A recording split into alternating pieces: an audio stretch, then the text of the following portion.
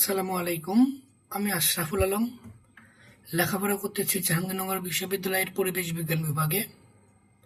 তো আমরা আজকে একটি জবে আসে এইরকম ম্যাথ। তো প্রথমে আমরা একটা শর্টকাট ফর্মুলা শিখব। তো সেই শর্টকাট ফর্মুলাটা কিভাবে কাজ করে, এর জন্য আমরা এটাকে আগে সর্বপ্রথম লিখিত পরীক্ষার জন্য বেসিক আকারে ভেঙে ভেঙে করার ট্রাই করব।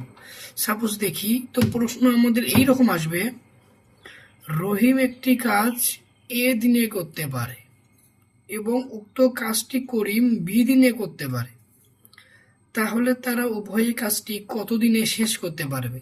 তো এখানে আমাদেরকে বলতেছে যে একটি কাজ রহিমে সাপোজলি 10 দিনে করতে পারে এবং উক্ত কাজটি করিম করতে 15 দিন সময় লাগে। মানে একটি কাজ করতে একজনের লাগবে একটা সামথিং ডেজ এবং উক্ত কাজটি আরেকজনের করতে লাগবে আরেকটা সামথিং ডেজ। তো আমাদের যদি এখন বলে তাহলে তারা উভয়ে কাজটি একত্রে করতে কতদিনে শেষ করতে পারবে।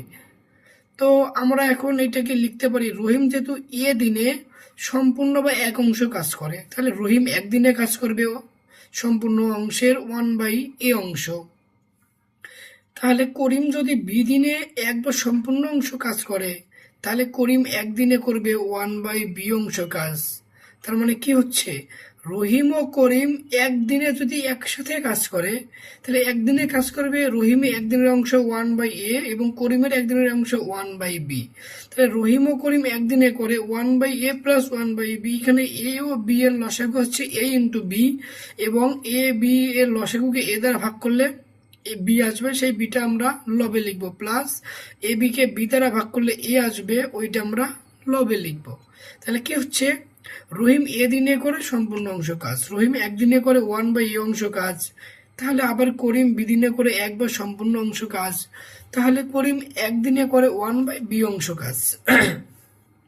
তাহলে রহিম ও করিম উভয়ে একদিনে করে 1/a প্লাস 1/b অংশ কাজ। তার মানে আসতেছে বি প্লাস এ ডিভাইডেড এ বি অংশ কাজ। তো আমরা বলতে পারি তাহলে বি প্লাস এ ডিভাইডেড এ বি অংশ কাজ করতে সময় লাগে একদিন, এত অংশ করতে সময় লাগে একদিন, তাহলে সম্পূর্ণ অংশ কাজ করতে কি লাগবে, বেশি সময় লাগবে।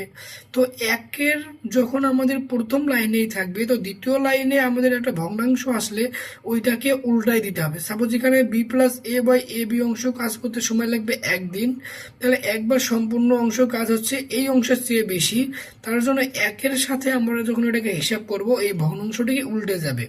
তো এ বিটা উপরে যাবে, বি প্লাস এটা নিচে আসবে, তাহলে এটাকে আমরা কি লিখতে পারি, এ ইন্টু বি ডিভাইডেড এ প্লাস বি।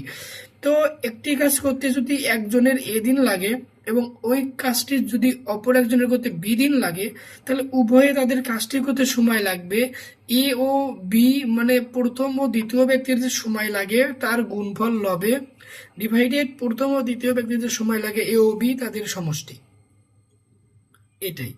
তো একইভাবে যদি বলে প্রথম নল দ্বারা এ মিনিটে একটি চৌবাচ্চা পূর্ণ হয় এবং দ্বিতীয় নল দ্বারা চৌবাচ্চাটি বি মিনিটে পূর্ণ হয়, তাহলে উভয়ে মিলে চৌবাচ্চাটি পূর্ণ করতে সময় লাগবে। তাহলে প্রথম নল দ্বারা চৌবাচ্চা পূর্ণ হতে এ মিনিট সময় লাগে এবং দ্বিতীয় নল দ্বারা চৌবাচ্চাটি পূর্ণ হতে বি মিনিট সময় লাগে, তাহলে আমাদের একত্রে পূর্ণ করতে সময় লাগবে এই অংশটার মতোই, নয় সেম।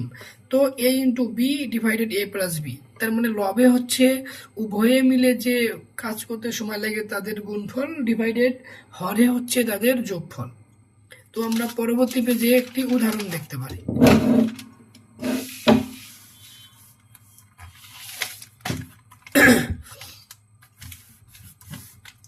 তো উদাহরণের ব্যাপারটা হচ্ছে এইরকম যে ক একটি কাজ এ দিনে করতে পারে এবং খ উক্ত কাজটি বি দিনে করতে পারে, তাহলে তারা উভয় কাজটি শেষ করতে সময় নেবে এ ইন্টু বি ডিভাইডেড এ প্লাস বি দিন।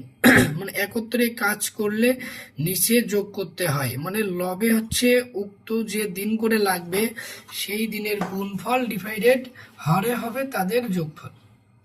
তাহলে ক একটি কাজ করতে যদি 10 দিনে করতে পারে এবং খ উক্ত কাজটি যদি 15 দিনে করতে পারে, তাহলে তারা উভয়ে মিলে কাজটি শেষ করতে সময় লাগবে তাহলে কি শর্টকাট ফর্মুলা অনুযায়ী আমরা যেটা সামনের পেজে প্রমাণ করে এসেছি, লবে হবে উভয়ের যে সময় লাগে তাদের গুণফল, মানে একটি কাজ প্রথম জনের করতে লাগে 10 দিন, দ্বিতীয় জনের লাগে 15 দিন। তাহলে লবে হবে 10 গুণন 15 এবং হরে হবে 10 প্লাস 15 এর যোগফল।